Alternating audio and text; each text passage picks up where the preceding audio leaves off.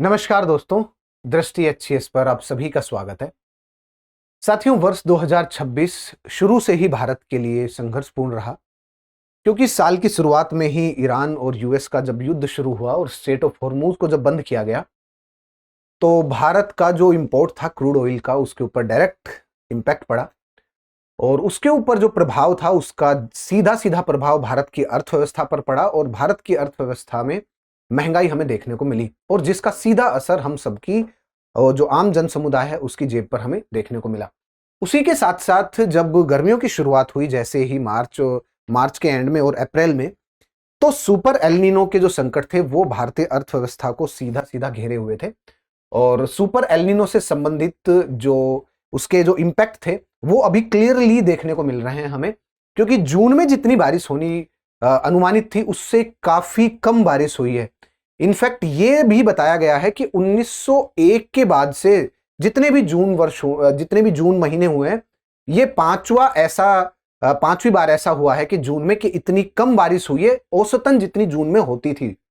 अब उसका सीधा सीधा जो असर है वो भारतीय अर्थव्यवस्था के ऊपर भी है, क्योंकि आप ये बात समझिए कि भारतीय अर्थव्यवस्था में जो एग्रीकल्चरल जो सेक्टर है, खेती बाड़ी, उसका एक बहुत बड़ा योगदान है। केवल इस बारे में नहीं और केवल इस चीज से आपको इसको आकलन इसका नहीं करना चाहिए कि उसका प्रतिशत हमारी अर्थव्यवस्था में कितना है, कि आप कहें कि जी 20 के आसपास है, 17 18 20 के आसपास। आप ये देखिए कि उसका जो इंपैक्ट है वो हमारी जो जनसंख्या है, जन समुदाय है, उसके ऊपर कितना है। उसका जो इंपैक्ट है, हमारा जो एग्रीकल्चरल जो सेक्टर है उसका इंपैक्ट एग्रीकल्चर सेक्टर के अलावा अर्थव्यवस्था के दूसरे जो सेक्टर्स है उसके ऊपर कितना है। मतलब ओवरऑल यदि हम अर्थव्यवस्था की बात करें तो काफी गहरा इंपैक्ट रहेगा यदि एग्रीकल्चरल सेक्टर के ऊपर इसका इंपैक्ट गहरा रहता है तो। लेकिन आपको इस बात पर भी ध्यान देना पड़ेगा और यह भी आपको पूरा का पूरा आकलन करने के लिए देखना पड़ेगा कि हमारी तैयारियां कैसी हैं। क्या हम एज अ नेशन क्या इस चीज के लिए तैयार हैं?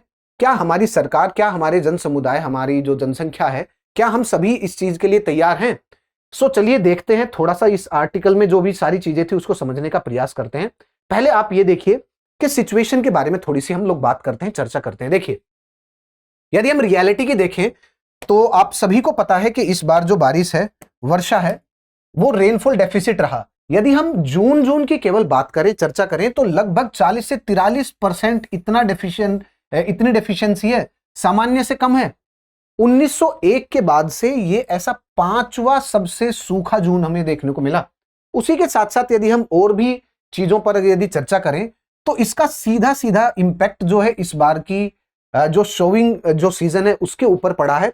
लगभग उसमें डेफिशिएंसी मतलब कमी देखी गई है, कितनी है? लगभग 22.7% की कमी देखी गई है।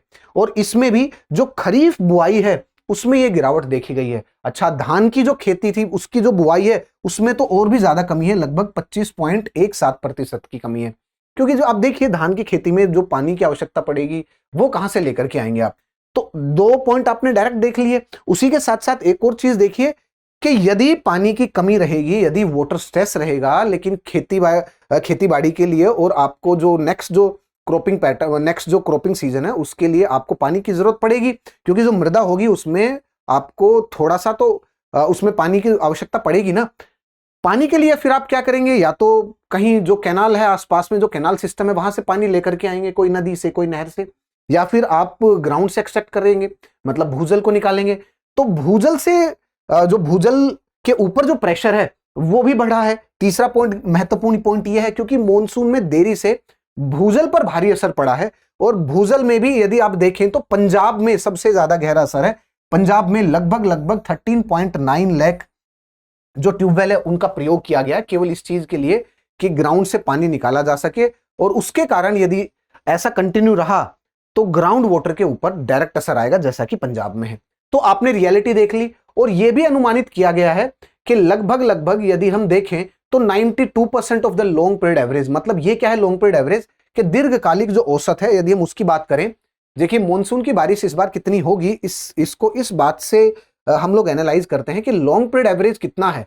ये मान लीजिए लॉन्ग पीरियड एवरेज को हम औसत निकालने में कैलकुलेट करते हैं।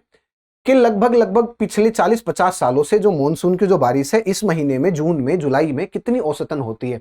तो उसको कैलकुलेट करने के बाद हम लोग उसको बेंचमार्क मानते हैं। उसको बेंचमार्क मान करके हम कंपेयर करते हैं और फिर प्रतिशत देखते हैं, परसेंटेज देखते हैं कि कितना चेंजेस हो रहा है। तो यदि हम देखें तो 92% मतलब अनुमान लगाएं तो दीर्घकालिक जो औसत है उसका 92% रहेगा। तो ये जो 92% है ये काफी कम है। ऐसी बात नहीं है कि आपको लगे 92% तो ठीक है, नहीं। जब हम देखते हैं कि वोटर डेफिशिएंसी के अकॉर्डिंग तो 92% जो है वो काफी है। और ये एक आंकड़ा अपने आप में ही अर्थव्यवस्था को गहरा इंपैक्ट दे करके जा सकता है।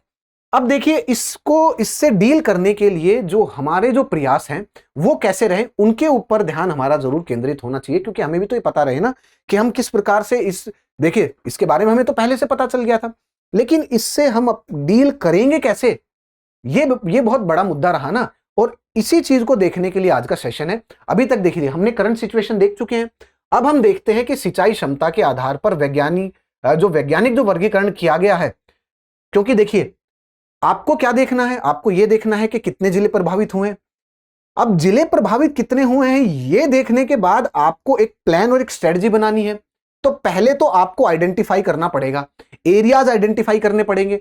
तो एरिया जो आपने आइडेंटिफाई किए हैं उसमें लगभग 315 के आसपास ऐसे संवेदनशील जिले हैं जिनकी पहचान की गई है। और ऐसे जो मैक्सिमम जो जिले हैं अधिकतम वो कहां कहां पर है, जैसे मध्य प्रदेश है उसमें सबसे ज्यादा जिले हैं, और सबसे ज्यादा जो प्रतिशत वाइज भी जो इंपैक्ट है वो भी इन्हीं राज्यों में है, महाराष्ट्र में है। फिर उसके बाद राजस्थान हो गया, गुजरात हो गया, उत्तर प्रदेश हो गया। ये ऐसे राज्य हैं जिनमें जो जोखिम है वो सबसे उच्चतम मतलब सबसे हाईएस्ट लेवल और highest category of the risk है यहां पर।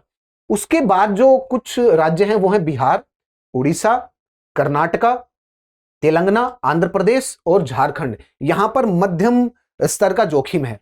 तो स्टेट आइडेंटिफाई करने के बाद, क्योंकि पहले डिस्ट्रिक्ट आइडेंटिफाई हो चुके हैं, फिर ये स्टेट वाइज एक मैप प्रिपेयर किया गया ताकि स्पेटियल डिस्ट्रीब्यूशन के बारे में थोड़ा सा आइडिया लगे कि कहां पर कितनी औसतन कम है, कहां पर सूखे की जो समस्या सबसे ज्यादा है। तो 315 डिस्ट्रिक्ट आइडेंटिफाई करने के बाद ही तो हम कोई प्लानिंग कर सकते हैं ना, कोई प्लान बना सकते हैं। और ये आइडेंटिफिकेशन भी कुछ इस प्रकार से है जिसमें कुछ टॉप और टीयर। अच्छा, ये आइडेंटिफिकेशन हो गया।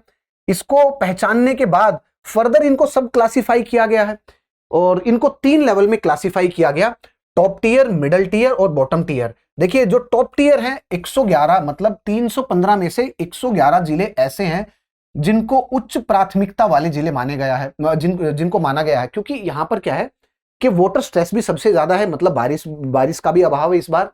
उसी के साथ साथ यदि हम सिंचाई देखें, क्योंकि पानी की तो रिक्वायरमेंट पड़ेगी ना आपको खेती बाड़ी करने के लिए, तो सिंचाई जो है वो 25% से भी कम है। मतलब जो नेटवर्क है जहां से भी आप कैनाल इरिगेशन से, मतलब कैनाल जो आपके पास जो कैनाल नेटवर्क है वहां से आप सिंचाई का समाधान करें अपना, या ग्राउंड वाटर से आप भूजल निकालें, या फिर टैंक इरिगेशन, कहीं से भी जो सिंचाई है वो लगभग 25% के, मतलब इससे भी कम है। तो इनको रखा हुआ है उच्चतम प्राथमिकता, इनको दी गई है, ऐसे जिले रखे गए हैं और हाईएस्ट कैटेगरी में रखा गया है। उसके बाद आया मिडिल कैटेगरी जिसमें 76% है, मतलब मध्यम जो प्राथमिकता वाले ये हैं जिले। उसके बाद आता है 128 जो है वो बॉटम टीयर सिटीज हैं जिनमें निम्न प्राथमिकता वाले जिले हैं। और निम्न प्राथमिकता वाले जिलों में देखिए बारिश भी ठीक है, कम है, लेकिन इनके कंपैरिजन में थोड़ा सा यहां पर ज्यादा बारिश है। और उसी के साथ साथ यहां पर जो सिंचाई है वो उस एरिया में लगभग 50% जो एरिया है उसका पूरे का पूरा, मतलब उस एक जिले का 50% से ज्यादा उसमें सिंचाई उपलब्ध है। तो इस तरीके से 315 डिस्ट्रिक्ट है उनको क्लासिफाई किया गया। उसके बाद फिर जो है प्लान बनाया गया। अब देखिए थोड़ा सा और आगे चल के देखते हैं कि किस प्रकार से जो विशेष कृषि आकस्मिक योजना है उसका क्रियान्वयन किया जाएगा। देखिए ये जो योजना है इसमें आपको 3 मेनली मुद्दों पर डिस्कस करना है। ये है जिला कृषि आकस्मिक योजना, और इसमें आपको सबसे पहले वाटर कंजर्वेशन मतलब जल संरक्षण, इसके ऊपर ध्यान देना पड़ेगा। और जल संरक्षण के लिए आपको इन बातों का मुख्य जो पॉइंट है आपके, मतलब प्रमुख जो बिंदु हैं जिन पर ध्यान रखना है वो है कि मुख्य बांधों की निगरानी आपको करनी पड़ेगी। और जहां पर जो मेन जो बांध है आपको ये देखना पड़ेगा। देखिए बांध जो होते हैं उनका ड्वेल पर्पस होता है, मतलब फ्लड और ड्रॉट जो साइकिल है उसको भी उनको मैनेज करना पड़ता है, और प्लस सिंचाई के लिए भी ध्यान रखना पड़ता है, मतलब ड्रिंकिंग वाटर के लिए, सिंचाई के लिए, इन सब के लिए यूज करने के लिए पानी को स्टोर करना पड़ता है, प्लस फ्लड और ड्रॉट साइकिल को भी मैनेज करना पड़ता है। तो इनका डुअल पर्पज, ये जो डुअल पर्पज है, दो चीजों के लिए जो यूज किया जा रहा है, ये कन्फ्लिक्टिंग पर्पज होता है और इसके बारे में कभी हम लोग बाद में चर्चा करेंगे, वीडियो ज्यादा लंबा हो जाएगा। तो इसीलिए जो प्रमुख जो बांध है उनकी निगरानी करनी पड़ेगी कि कब वाटर स्टोर करना है। मान लीजिए 2-3 दिन के लिए बारिश, अभी बांध में पानी बहुत कम है, अभी 2-3 दिन के लिए बारिश अच्छी खासी हुई, आपने पानी को लेकिन फिर भी स्टोर नहीं किया, आपको यह लग रहा है कि हो सकता है कि आने वाले टाइम में यदि ज्यादा बारिश होती है तो हम यदि पानी को अभी स्टोर करेंगे तो ओवरफ्लो या फिर ज्यादा पानी हो जाए यहां पर बांध का जो पानी है। तो इसीलिए जो प्रमुख जो बांध है उनकी निगरानी करनी पड़ेगी। ये जो कन्फ्लिक्टिंग ऑब्जेक्टिव है इनको मैनेज करना पड़ेगा ठीक से। दूसरा जो पॉइंट है कि इनपुट्स के, कृषि जो इनपुट्स हैं उनको मुहैया कराना पड़ेगा किसानों को, क्योंकि इनमें ये जो इनपुट है इनकी खरीद जो फरोख्त है, अच्छा इस बार जो उर्वरक है मतलब उनके प्राइस भी बढ़े हैं, क्योंकि इस बार ईरान और यूएस का जो कन्फ्लिक्ट रहा, जो स्ट्रेट ऑफ हॉर्मुज जो बंद रहा, उसके कारण इनके ऊपर डायरेक्ट इंपैक्ट है, इनके जो प्राइसेस हैं वो बढ़े हैं। तो गवर्नमेंट को भी ध्यान देना पड़ेगा। इसीलिए गवर्नमेंट ने जिला कृषि आकस्मिक योजना के तहत ये जो कृषि इनपुट जो थे उर्वरक, इनमें थोड़ी सी रियायत देने के लिए सोचा, और इसी के साथ साथ जो खरीफ के लिए पर्याप्त उर्वरक है उनको मुहैया सरकार कराएगी, और मुहैया के साथ साथ पुनः बुआई के लिए 1% आरक्षित बीज भंडार को उनको भी आरक्षित करेगी। तो ये भी पॉइंट हो गया। उसी के साथ साथ जो पशुधन है, लाइव स्टॉक, उन पर भी ध्यान दिया जाएगा, क्योंकि जो पशुधन है, सूखे के समय यदि आपके पास लाइव स्टॉक है, सोचिए एक व्यक्ति है किसान, उसके पास 1 एकड़ जमीन, मान लीजिए 2 से 3 एकड़ जमीन है, लेकिन सूखा है इस बार। तो यदि सूखा है, उसके पास कोई फसल नहीं है, उसके पास कोई खाने के लिए नहीं है, लेकिन यदि उसके पास 2 गाय है या 2 भैंस है या 2 बकरी है, तो उसका खान पान रहन सहन आराम से हो जाएगा। तो इसीलिए यदि लाइव स्टॉक है, पशुधन है, तो पशुधन तो बहुत बड़ी चीज होती है सूखे में, एक किसान के लिए एक बहुत बड़ा धन होता है ये। तो इन सभी चीजों के ऊपर सरकार भी ध्यान देगी ताकि जिला कृषि आकस्मिक जो योजना है उसको ठीक से उसका क्रियान्वयन हो सके।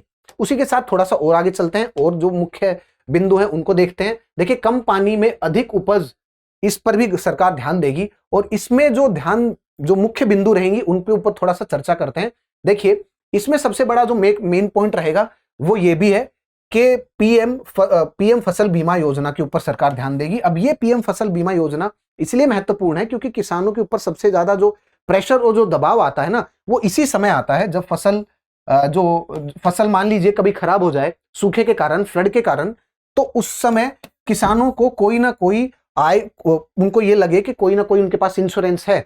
उसी के साथ साथ पीएम किसान पर भी सरकार ध्यान देगी ताकि बीज और उर्वरक के लिए उनके पास कोई ना कोई धनराशि हो। उसी के साथ साथ उनको किसान क्रेडिट कार्ड की सुविधा दिलाई जाएगी। मतलब ओवरऑल एग्रीकल्चर सेक्टर को डील करने के लिए ये सारी की सारी चीजें लेकर के आई जाएगी, और ये एक अम्ब्रेला स्कीम है। और फसल अगर यदि रणनीति की बात करें तो क्रॉप शिफ्ट मैट्रिक्स की तरफ ध्यान दिया जाएगा। देखिए, पारंपरिक जो धान की खेती है, आपको ये पता है कि यदि आप राइस कल्टीवेशन पे अभी भी ध्यान देंगे कि भैया हम तो चावल उगाएंगे, तो चावल इस समय उगाएंगे तो ज्यादा पानी की जरूरत पड़ेगी ना।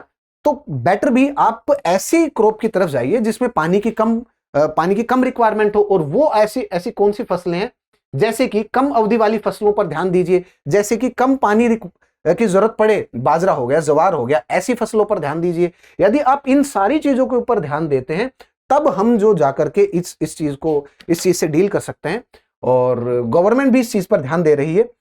और आने वाले समय में यदि ऐसे ही जन समुदाय और सरकार ने इन सभी चीजों पर ध्यान दिया तो इस संकट से हम लोग जरूर बाहर आएंगे, और 2026 जो हमारी अर्थव्यवस्था के लिए जो बड़ा टफ रहा, उससे हम डील कर पाएंगे। साथियों, आपको कैसा लगा सेशन कमेंट सेक्शन में जरूर बताइएगा। मिलते हैं नेक्स्ट सेशन में, तब तक के लिए थैंक यू वेरी मच। जय हिंद, जय भारत, नमस्कार। अब एग्जाम की तैयारी को और बेहतर करने के लिए हमारे चैनल को लाइक, शेयर और सब्सक्राइब करना ना भूलें।